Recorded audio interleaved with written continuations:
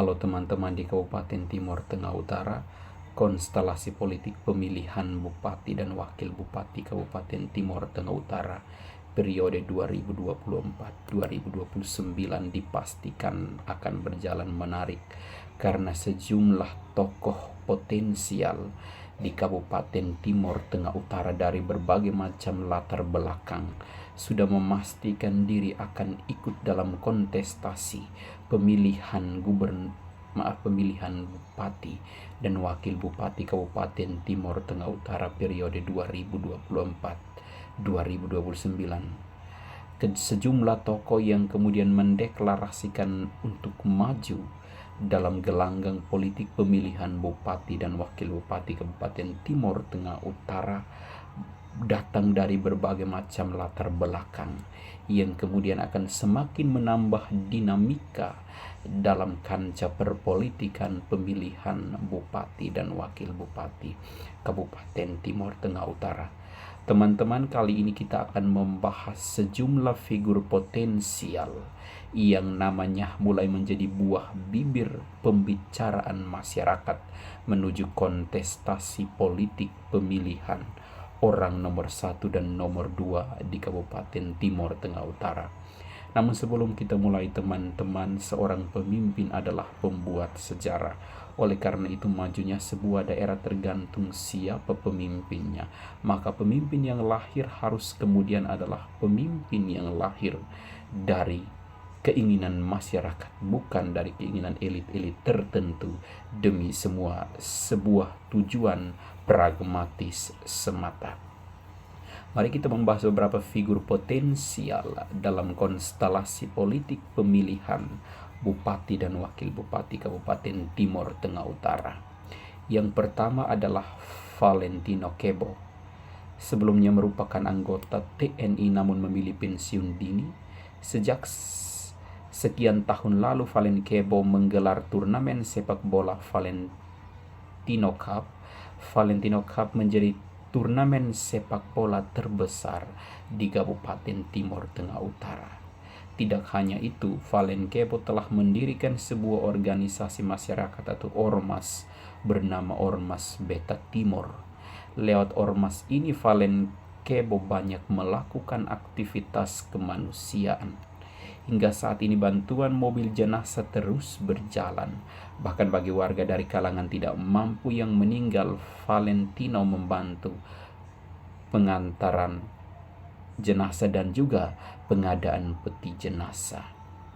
Kerja-kerja sosial yang dilakukan oleh Valentino Kebo kemudian bagi sebagian masyarakat warga Kabupaten Timor Tengah Utara menginginkan beliau sebagai kader muda dengan semangat muda, pembawa aspirasi masyarakat atau generasi milenial untuk ikut dalam konstelasi politik pemilihan bupati dan wakil bupati Kabupaten TTU. Yang kedua datang dari nama Christoforus Evi. Beliau merupakan seorang pengusaha sekaligus politisi yang menjabat sebagai Ketua DPC Partai Golkar Kabupaten Timor Tengah Utara. Christo Evi telah ditetapkan sebagai anggota DPRD terpilih Kabupaten Timor Tengah Utara periode 2024-2029. Sejak didapuk menjadi Ketua DPC Partai Golkar Kabupaten TTU, geliat politik Christo Evi cukup kencang.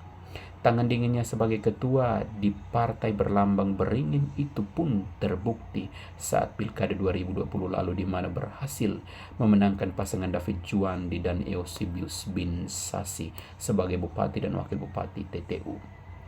Pada pemilihan legislatif 14 Februari 2024 lalu, Partai Golkar Kabupaten Timor Tengah Utara berhasil menjadi pemenang dengan meraih 5 kursi dengan total perolehan suara 16.551. Partai Golkar TTU di bawah kepemimpinan Christo Evi pun berhak menduduki kursi ketua DPR nantinya. Sebagai ketua DPC Partai Golkar TTU, Christo Evi tentu memiliki peluang besar untuk menjadi ketua DPRD. Meski demikian, mantan kader Partai Demokrat ini pun telah mendapatkan rekomendasi dari DPP Partai Golkar untuk maju berjuang di Pilkada TTU tahun 2024 sebagai calon bupati. Namun yang kemudian menjadi pertanyaan publik adalah apakah Christo Evi rela melepas jabatan yang tinggal menghitung bulan untuk dilantik, ataukah kembali ke arena pertarungan baru sebagai calon bupati? Tentu ini akan menjadi pertimbangan bagi Christo Evi. Nama yang berikut yang santer dibicarakan dalam konstelasi politik pemilihan Bupati Kabupaten TTU adalah Duyanto Tantri Senak. Dia adalah merupakan seorang pengusaha sukses di Kabupaten Timur Tengah Utara. Salah satu usahanya adalah swalayan yang cukup terkenal di kota Keva Manado. Saat ini Duyanto menjabat sebagai Ketua Kamar Dagang dan Industri atau Kadin Timur Tengah Utara. Meski belum punya pengalaman di dunia politik, namun sosok Duyanto pun boleh dibilang layak maju menjadi calon bupati di Pilkada TTU, apalagi dalam kapasitasnya sebagai Ketua Kadin tentu memiliki konsep berpikir tentang pembangunan ekonomi daerah lewat usaha-usaha produktif. Dalam beberapa postingan video di media sosial, Duyanto secara cakap memaparkan berbagai konsep pembangunan ekonomi masyarakat. Konsep yang dipaparkan dapat dikatakan sebagai inovatif dan sesuai dengan tuntutan zaman saat ini alias kekinian. Sehingga kemudian Bapak Duyanto Tantri Senak merupakan salah satu kandidat yang menjadi buah bibir masyarakat dalam proses dinamika menuju konstelasi politik pemilihan Bupati dan Wakil Bupati Kabupaten TTU. Nama berikut yang santer dibicarakan adalah Hieronimus Taolin atau akrab disebut atau disapa dengan Pak Hemus. Sama halnya dengan Pak Duyanto Tantri Senak, Pak Hemus juga merupakan seorang pengusaha sukses yang sangat terkenal di Kabupaten TTU. Usahanya digeluti lebih banyak bergerak di bidang konstruksi, khususnya jalan dan jembatan. Informasi yang dihimpun, Hemus melalui usahanya dari nol hingga sampai pada titik saat ini. Ketekunan dan kerja kerasnya selama ini berusaha atau berbuah manis dengan kesuksesannya di bidang usaha yang ia geluti. Dari usahanya ia mempekerjakan tenaga kerja lokal yang jumlahnya mencapai ratusan orang. Hemus juga boleh dibilang sangat minim pengalaman politik. Meski demikian ia memiliki jejaring dengan tokoh-tokoh politik baik daerah maupun nasional. Berbagai perkembangan dan dinamika politik selama ini pun dia ikuti. Keseriusannya maju dalam Pilkada TTU 2024 ini telah diutarakannya melalui sejumlah media massa. Ia bahkan sempat atau sementara intens berkomunikasi dengan sejumlah petinggi parpol di tingkat daerah maupun pusat.